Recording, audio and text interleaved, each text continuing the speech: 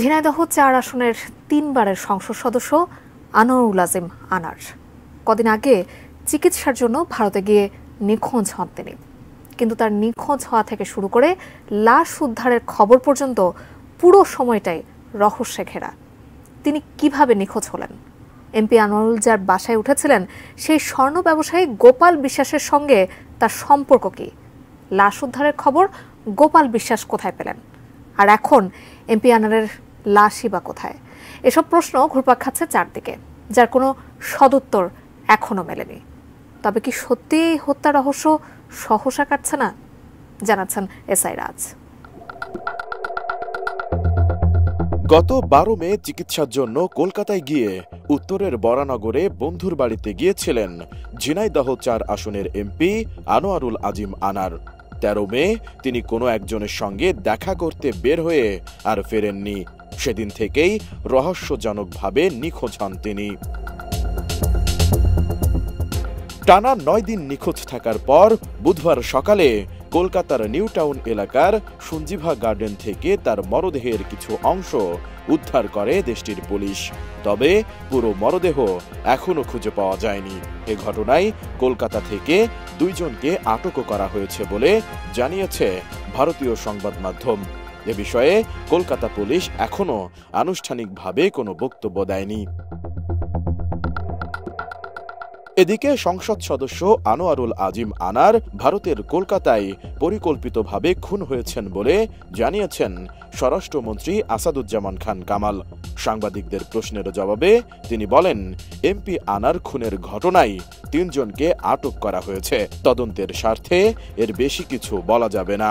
ভারতীয় পুলিশ জানিয়েছেন যে তিনি খুন হয়েছেন, যারা খুন করেছেন কিংবা খুনের সঙ্গে সম্পৃক্ত ছিলেন, এবং তাদের থেকে যা আমরা তথ্য পেয়েছিলাম সেই তথ্য অনুযায়ী তাদের মধ্যে থেকে আমরা 3 জন অপরাধীকে আমাদের পুলিশ ধরেছেন এবং তাদের জিজ্ঞাসাবাদ চলছে, তদন্ত চলছে।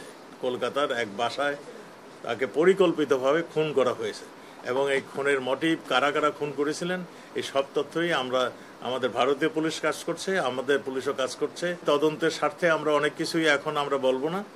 তদন্ত শেষ হয়ে গেলে আপনাদেরকে সবকিছু জানাবো, কেন খুন হয়েছে, কোথায় খুন হয়েছে, কে কে খুন করেছে, কি ধরনের অস্ত্র দিয়ে খুন হয়েছে, সবই আপনাদেরকে জানাবো। অন্যদিকে কলকাতার যে বাড়িতে এমপি আনারের মরদেহ থাকার কথা বলা হচ্ছে সেটিকে ঘিরে রাখা হয়েছে।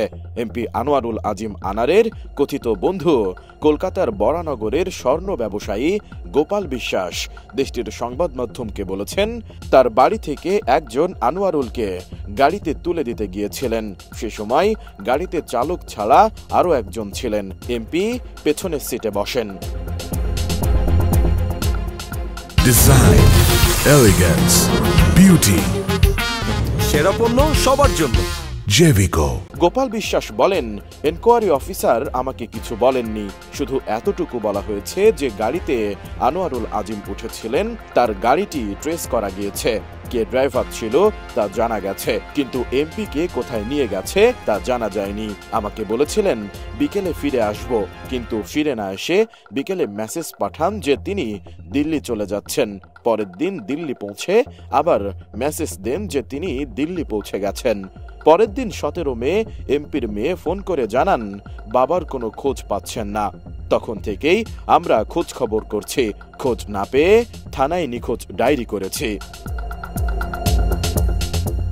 কলকাতা পুলিশ এখন এমপির সঙ্গে গাড়িতে থাকা ব্যক্তির খোঁজ করছে বলে জানা গেছে। পুলিশ সূত্র থেকে জানা যায়, গত 12 মে কলকাতায় যান এই সংসদ সদস্য।